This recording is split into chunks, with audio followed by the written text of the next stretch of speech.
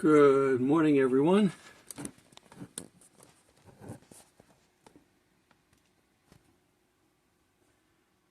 Okay, for today's video, we're going to kind of talk about another thing in the future that we've been told. We're not 100% sure on part of this, but we're told that the Antichrist, when he shows up, he's going to win everybody over. He's going to convince the Jews that he truly is the Messiah.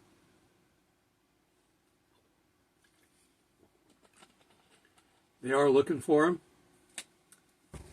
Most Jews, unfortunately, are not religious because they don't believe in it. But there are enough that are, and then the 144,000 and the two witnesses are going to convince them that the Messiah is real. And this guy's going to show up, and they're going to think he's it. And we're going to be gone. So there's not going to be anyone around other than the two witnesses, frankly, that are going to point it out. And it's going to be like it's been all along. They're going to say things, and then the satanic world is going to come up and say, they're liars. We're telling the truth. They're just trying to get attention. Things like that. And the Antichrist will eventually kill them. And then they'll be raised 3.5 days later. But in order to be able to defile the temple, you have to have a temple. The organization that exists today, called the Temple Institute, they have everything ready that we know about. What we don't know about is the location of the ark. The ark got close to Jerusalem in its return home. I'm not going to do the history of it right now. That might be another study. But when they were conquered, these countries would take their spoils back with them. And they'd take the ark, and then plagues would start. And then they'd finally say, come and get this fool contraption. We're tired of being sick. Take it back and tell your God that we gave it back, so he'll stop bothering us. Instead of accepting the God, they just, he's a nuisance. Get him out of here. Take your ark and get him out of here. So on the way back is the story where the guy reaches forward to catch the ark as it was beginning to fall, and it killed him. It was on the way back to Jerusalem, and it disappeared. Now, something that important doesn't disappear. Poof, and gone. It's been put someplace for safekeeping.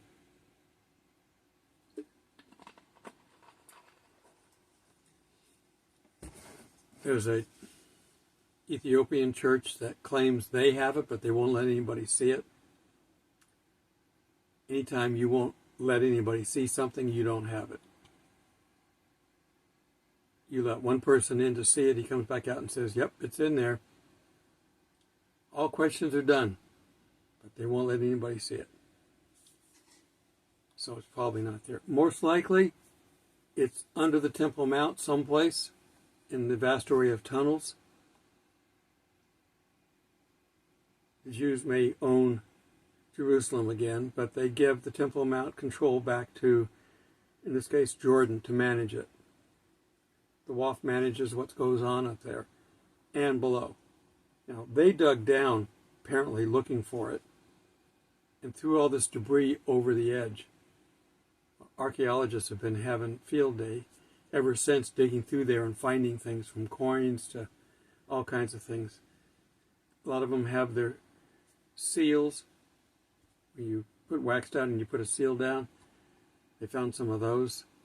Some important ones, some big guys out of the Bible, proving that they existed. But apparently they didn't find it. So it's apparently still down there somewhere. One of the couples that I watch, Sergio, I can't remember their names now. They're a young couple. They live in the area, and they travel around Jerusalem or around Israel talking about it. And they had some kind of a robot thing go in and look down one of the tunnels, and they didn't find it. It's not there. So it's probably still there. The temple is no good without an ark. Now, Christians, we know it doesn't matter. The temple, the curtain was torn, top down. Only God could do that. It's not necessary anymore. The Holy of Holies, for a communication place to talk to God, it's not necessary. We have Christ. But they don't believe Jesus was who he says he was, so they're still looking for the Messiah. So technically, they need to have the ark. Now, they didn't have it in the temple for a long time, so yes, they can build the temple. But imagine what that would do for them if they had the ark. So, someone's going to find it. Might even be the Antichrist.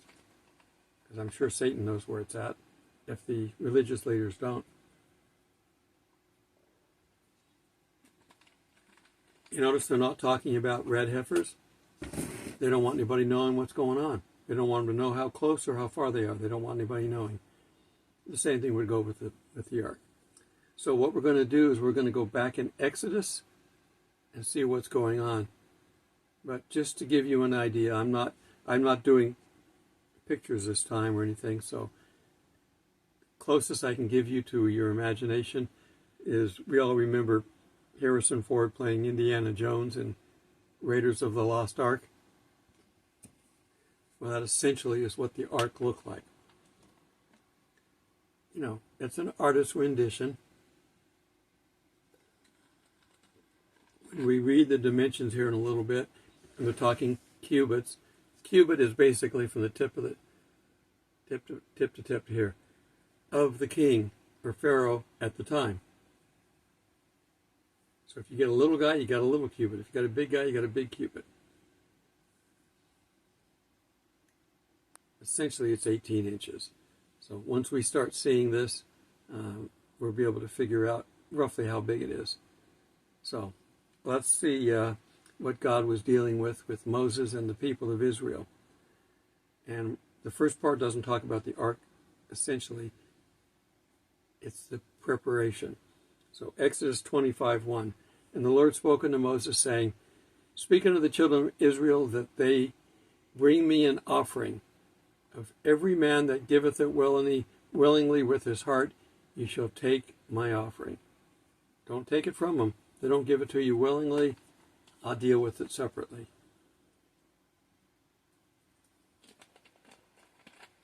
This tastes so good, I don't want to put it down. I was thirsty all the way. I went and visited my son today, so I'm just getting back and recording this. So I'm actually in the afternoon recording this.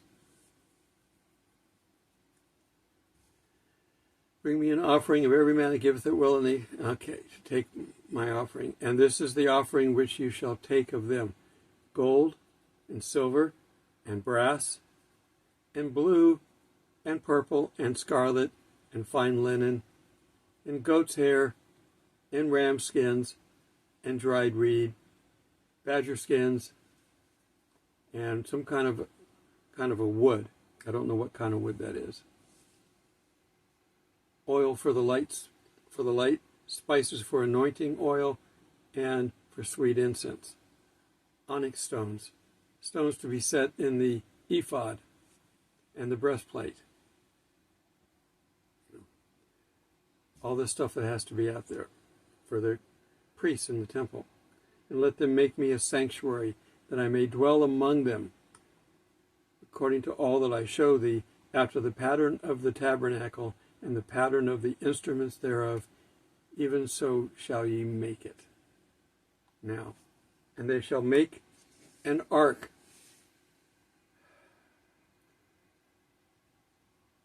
What is this? Is this... The word here, this is... I should have translated this and I didn't. It says Shittim. There's another name for that. Acacia? I don't remember. But that's whatever the wood is. It was very specific. It needs to be 2 cubits and a half shall be the length. So 18 inches, 18 inches, so about that wide and a half. So what they showed on the screen, Indiana Jones, is about right. And the cubit and a half in breadth, therefore, and a cubit and a half in height. Thou shalt overlay it with pure gold, within and without, and shalt they overlay it, and shall make upon it a crown of gold round about it. So you round over some gold or wood, I guess you make it out of gold, and you put it around it as a edge. And thou shalt cast 4 rings of gold for it, and put them in the 4 corners thereof. 2 rings shall be on one side of it, and 2 rings on the other side. Very detailed plans here. And thou shalt make staves of that same kind of wood, and overlay them with gold, and thou shalt put the staves into the rings by the sides of the ark, that the ark may be borne with them. So, just like you saw in the movie, they have 2 golden staffs on either side. Someone gets on each end and they pick it up and then they carry it. They're not allowed to touch the ark itself. You can touch the poles. Now, I'm not exactly sure if it's conducting electricity, how that works. No one's actually built it to try to test it that I'm aware of. The staves shall be in the rings of the ark. They shall not be taken from it, because you don't want to be touching the ark. And thou shalt put in the ark the testimony which I shall give thee. So we know in the ark was the 10 Commandments. Now, we know that the original 10 Commandments that God wrote, Moses threw down on the ground. Well, they picked the pieces up, and those pieces should have been in the ark. There also should have been a bowl full of manna. We have no idea what manna looks like. We have no idea what God's writing would have looked like. It would be so nice to be able to find the ark and see what those look like.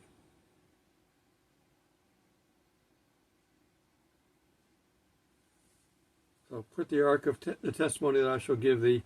Thou shalt make a mercy seat of pure gold. 2 cubits and a half shall be the length. So basically it's going to, and a cubit and a half the breadth. So basically the size of the top, which is what we saw in the movie.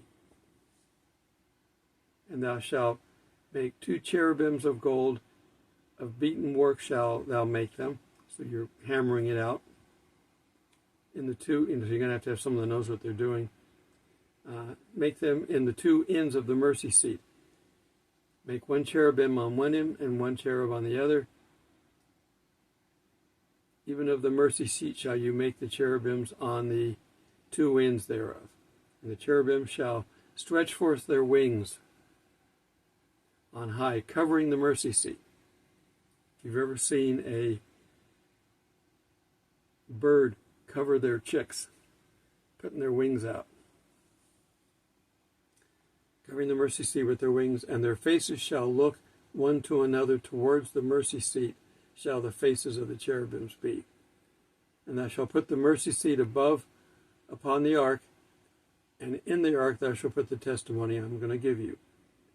And there I will meet with thee, and I will commune with thee from above the mercy seat, from between the 2 cherubims which are upon the ark of the testimony, of all things which I will give thee in the commandments unto the children of Israel.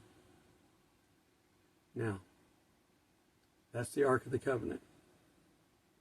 Now, the rest of the stuff, as far as we know, was probably captured by Rome and taken back to Rome.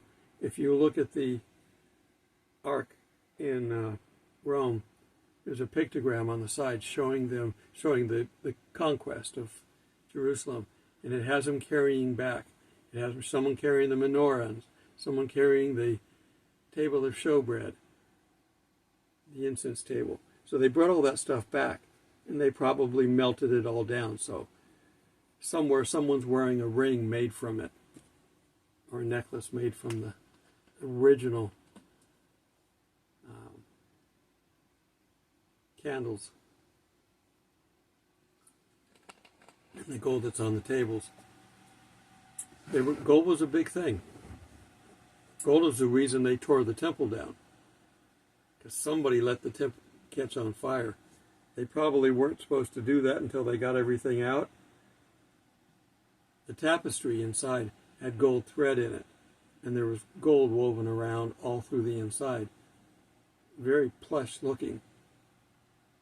When it caught on fire, all that gold melted into the rocks. They tore the temple down to get to the gold. God knows what's going to happen, and Jesus, being God, knew what was going to happen. Okay, they shall also make a table of the same kind of wood. 2 cubits shall be the length thereof, and a cubit in the breadth, so not quite as big as the ark, and a cubit and a half height thereof. And thou shalt overlay it with pure gold, and make a round around the top of it. Thou shalt make unto it a border of a hand breadth round it, so there's a border around it on top of that. And thou shalt make a golden crown to the border thereof round about it. And thou shalt make for it 4 rings of gold, and put the rings on the corners, that there are 4 feet thereof. So there's going to be 4 feet, there's 4 rings. Over against the border shall the rings be for the places of the staves to bear the table. And thou shalt make the staves of the same kind of wood, and overlay them with gold, that the table may be borne with them. And thou shalt make, now it didn't say that you couldn't take the staves in and out. The table was okay to touch. The ark wasn't. The ark was some kind of a communication device, apparently. And if you touched it, it was like a capacitor. I don't know if anybody's ever touched a capacitor that's been charged. Sort of like a shock stick or a taser.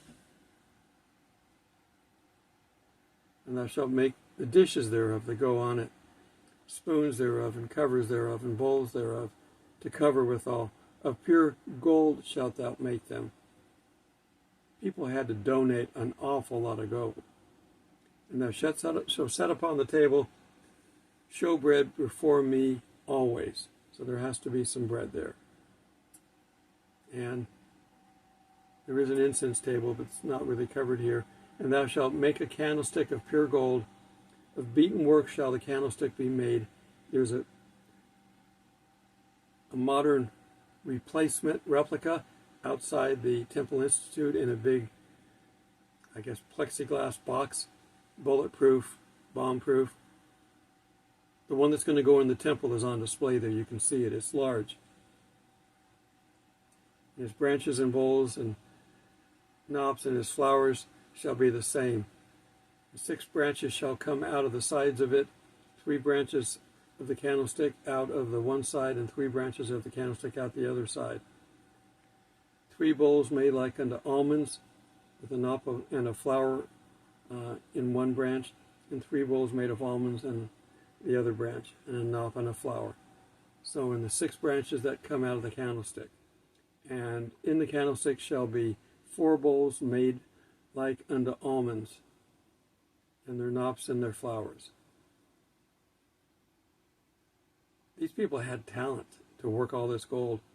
And there shall be a knop unto the 2 branches of the same, and a knop unto the 2 branches of the same, and a knop unto the branches of the same.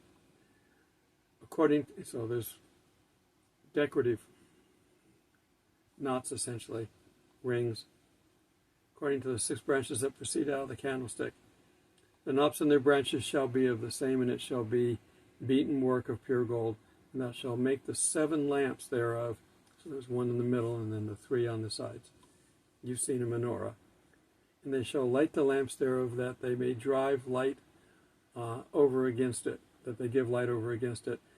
And the tongs thereof, and the snuff dishes thereof, shall be of pure gold, and of talent of pure gold shall make it, in all these vessels. And look that thou make them after their pattern, which was shown thee in the mount. So, God already showed Moses what they're supposed to look like.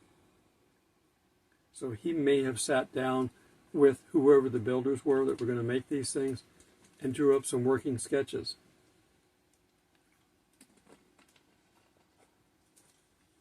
Because God was pretty specific. And why they had to be exactly the way they were, I don't know. One of the myriad of questions to ask God when we get there. Okay, I just wanted to cover that because we know that there was an Ark of the Covenant. We know that it's missing. But it wasn't carted off to Rome, because there's no picture of it. It would have been very distinctive on that pictogram. So where is it? Who hid it? They think the priest came in, grabbed it, and took it below. They had a lot of tunnels underneath Jerusalem, because during siege time, they had to go underneath there sometimes and hide. And they stayed there for a long time, for many days. They had a secret spring down at the bottom that they could get water from. So they could live down there a long time. And that's where they found most of them when they finally broke the walls down.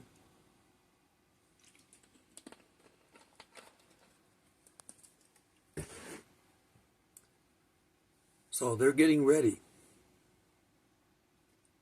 We're not going to be here to see it. For me, that's the sad part. I'd love to see these historical items, because they would come up with what would be the original ark.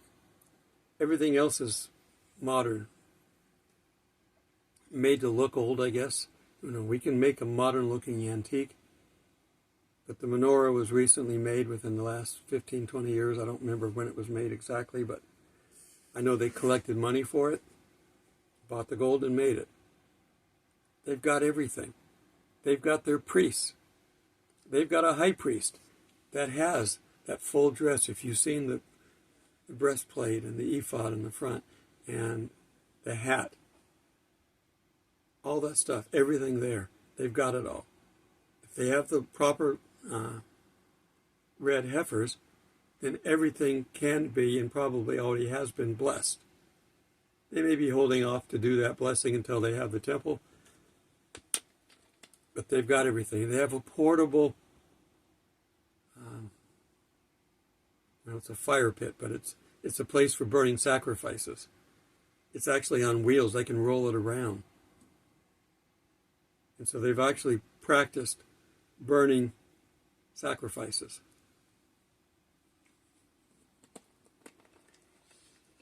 Of course, they think that they get to heaven through their works, through following the law. And Satan has convinced them that's all they have to do, because there is an ounce of truth in it.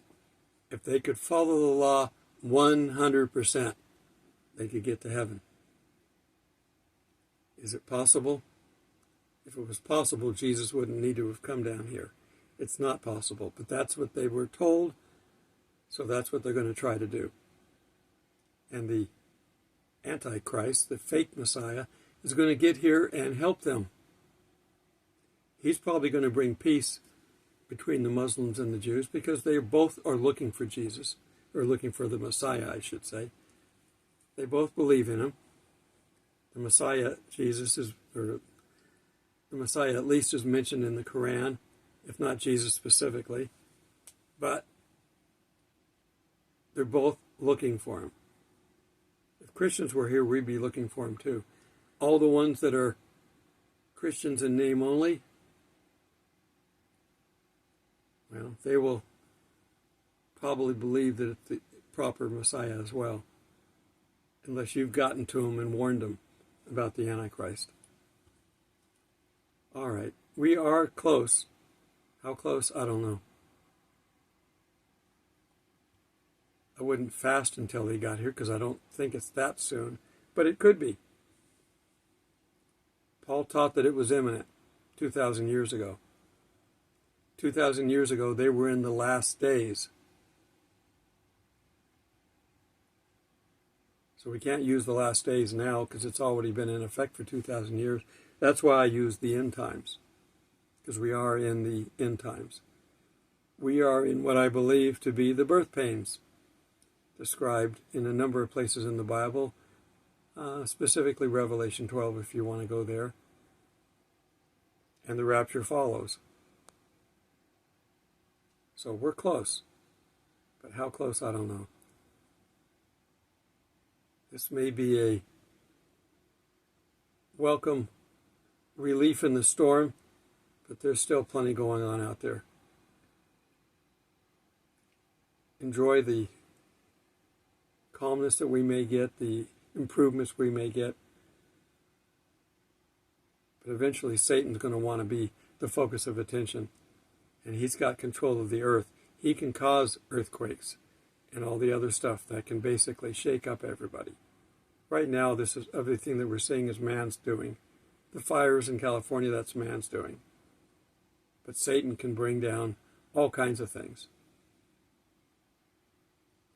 He can't do it without the permission of God. And God wouldn't let it happen to us. Only the non-believers, in hopes that they would believe. So keep looking up, keep helping people, keep being good to everyone, including yourself. Because if you're not in good shape, you can't help somebody else. If you can't walk, you can't help somebody else who can't walk. You can be encouragement, but you can't help them walk very well. Be better off if you could walk. So, like Jesus said, get the log out of your eye before you take the splinter out of your friend's eye. Get your act together first, and then use that to help other people. Until we meet in the clouds, God bless. We're definitely frozen here.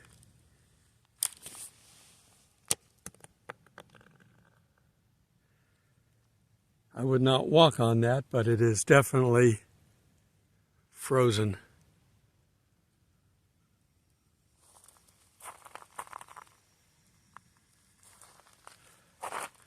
The ground is clear. The sun's melted whatever snow we had. We didn't get a lot, maybe a ½ inch.